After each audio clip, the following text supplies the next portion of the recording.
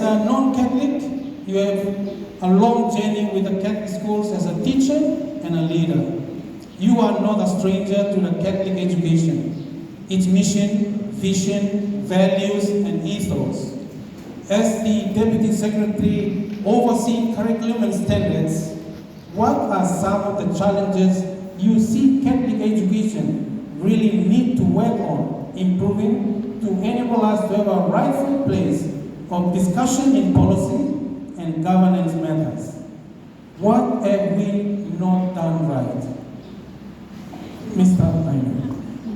Thank you.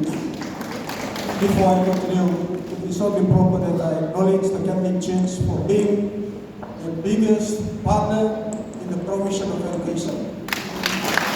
Secondly, I would also like to acknowledge the very fact that most of our best performing schools are Catholic schools.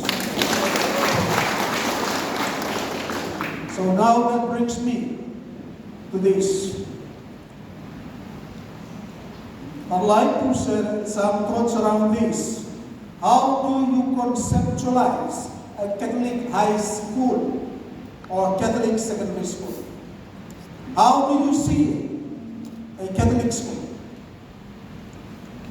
What kind of teachers do you see in a Catholic school? You need to clearly capitalize them.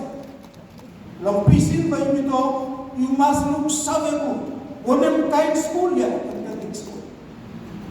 You with me? One kind teacher by teach from this Catholic school.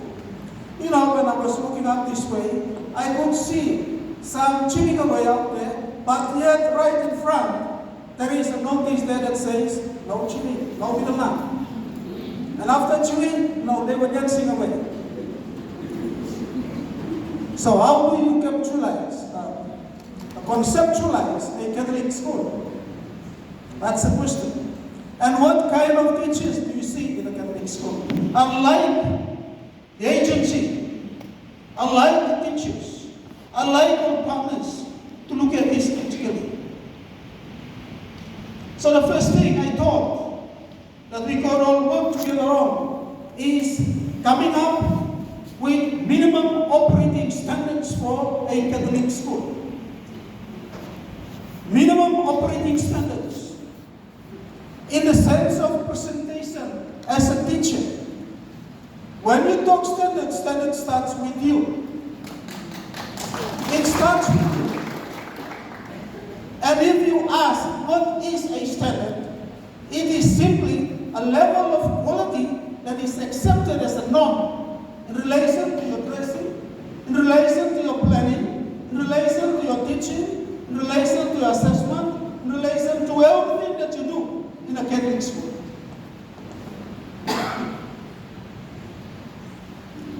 I hope you will be there. So can we work on this? We need to start setting standards that we can be able to measure. There must be smart standards. And some of us know what smart means. Specific, measurable, attainable, relevant, and they are time bound. For example, when it comes to assessment, there is a deadline for assessment. There is no need for us to see a principal continue to ask, or an SSM continue to ask teachers down the line, you finished multiple assessments, you finished multiple display tests. When you don't, then what do? You keep people, you give them undue pressure, sitting in the night, weekends, to get your reports done. So that's the first thing I thought we need to do. Conceptualize a Catholic school in the right frame of mind, in the right impression. After we conceptualize a Catholic school, the second thing I thought that we need to do is to contextualize the practices of a teacher in a Catholic school. We contextualize. How do we make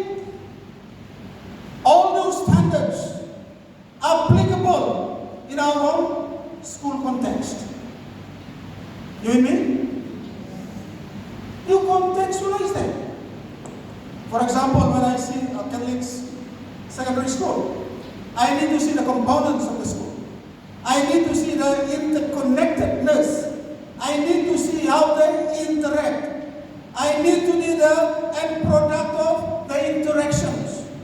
I need to see the intended outcome I'd like to see at the end of the day. So that's the first thing. The second thing that I thought we need to do, two of our speakers have touched on this. And every time I go to a bar or anywhere when I meet my students and teachers, they will say this, a spirit belum bubu, you know stuff now. Some of you may know where St. Mary's Bubu is, huh? That is where I spent most of my teaching career. Then I go to another boys' school in Rigu, Kieta. Then I came back to Bubu. What is the spirit that is no longer there? What is that spirit? Being a non-Catholic, I don't isolate myself. I reach out.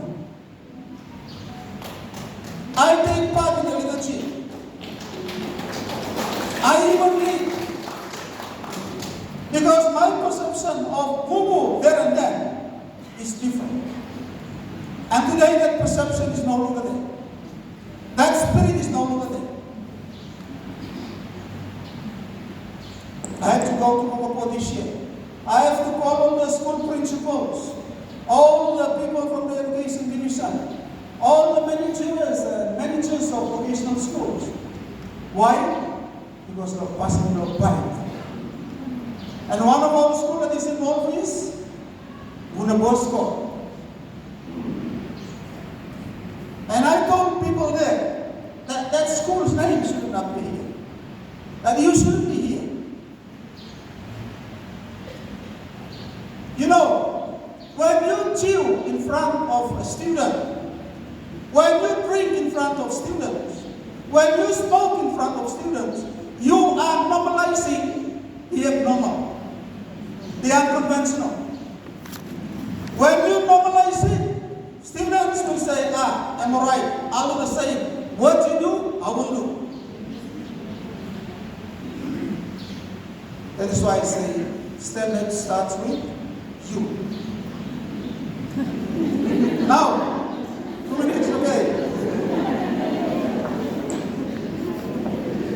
After said, standards is a level of quality accepted as a norm. But then we need to define quality.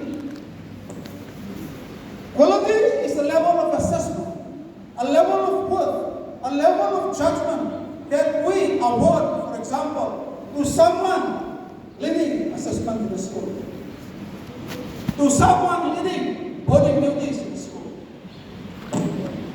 So these are the things that I thought we need. We need to harness, or we need to do them better than what we're doing now.